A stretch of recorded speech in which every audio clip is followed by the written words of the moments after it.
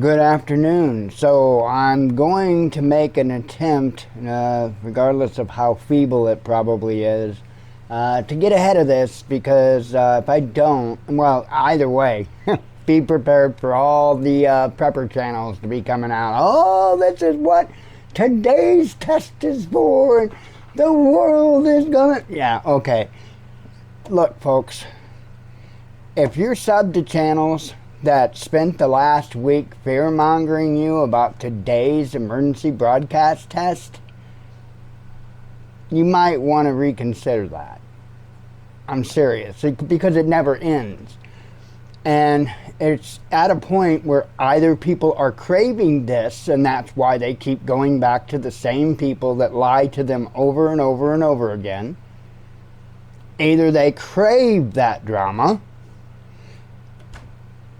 or else they'll walk away from it. I don't know. But we're going to have, this is going to be the boogeyman of the week. I'm telling you, this is going to be the boogeyman of the week. And there are some words in this article that are very important to include when discussing it. What do you do? What do you do when you have a group of people that go out seeking things to fearmonger you about? What do you do? So this article just came out on RT, and I'm going to, again, make my feeble attempt to get out ahead of it. NATO website calls for nuclear war preparation. Oh my God! Well, let's slow down here a little bit. The article, as it states, says NATO has published an article by a retired American defense official which calls on the bloc to fight and win a limited nuclear war against Russia. Should the U.S. and China clash over Taiwan, the author claims that a full-scale war in Europe would likely follow. The article was written by Gregory Weaver, who served as the principal nuclear and missile defense advisor to the Joint Chiefs of Staff. In it, Weaver argued that, counter to Moscow's long-standing nuclear doctrine, Russia may use tactical nuclear weapons either to stave off a battlefield defeat or bring about a swift victory to a conventional conflict such as that in Ukraine. Well, first off, Moscow's not having that big of a problem in Ukraine. So they're not there yet to where they feel or would feel that they need to use tactical nuclear weapons. And then once again, we are talking about tactical nuclear weapons. All the prepping channels are going to miss that, and they're going to tell you about the full-out nuclear onslaught that the entire planet's going to be destroyed, because it's what they do.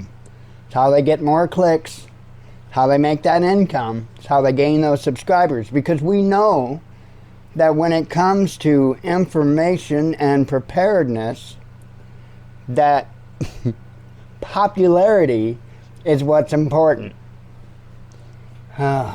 Like I say, the whole expect it. Expect this week to be non-stop fear-mongering over this.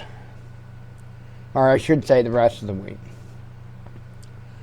It goes on to say, in such a scenario, Russian military leadership would assume that the West would not respond in kind for fear that the situation would escalate uncontrollably to a large-scale U.S.-Russia homeland exchange.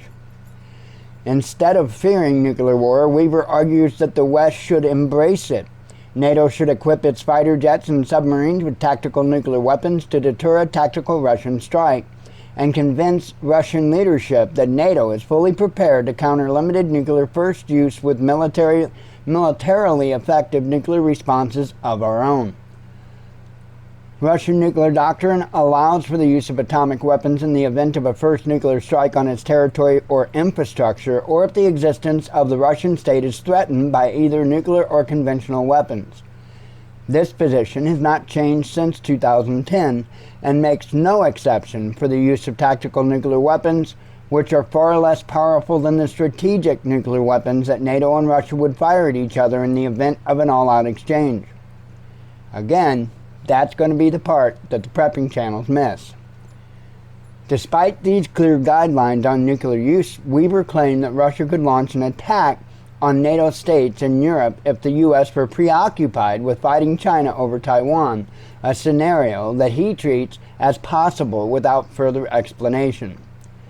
To counter this, he recommends that NATO move more deep precision strike capabilities to Europe, form several modern armored divisions in the Baltic states and Eastern Europe, and press European members to provide more conventional capability while the U.S. sends them tactical nuclear weapons.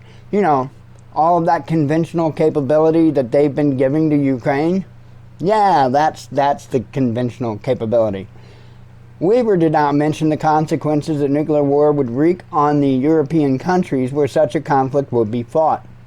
Speaking at the UN General Assembly in New York last month, Russian Foreign Minister Sergei Lavrov warned that Western leaders have become so obsessed with inflicting a strategic defeat on Russia that they have lost their sense of self-preservation.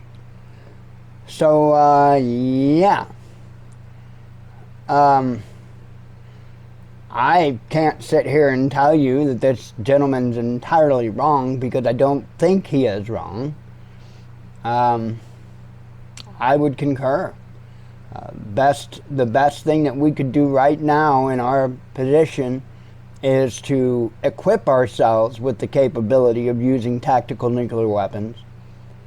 Make it known that we have equipped ourselves, because that's the big part. If it's going to be a deterrent, it's got to be known. And then go from there. At the same time, that may be an extremely escalatory move. It's not all about what we think or what we do. It also relies on what they think we're doing. So, nonetheless, this is not anybody calling out for an all-out nuclear war, the devastation of the planet. You know, it's not. It's talking about using tactical nuclear weapons against tactical nuclear weapons, which are not the big ones. Those are strategic nuclear weapons. Anyway, I digress. No, I don't. I don't care. Don't let people fearmonger you about this. And think long and hard whether you want to remain on the channels that spent the last week fearmongering you about today's test. Shalom.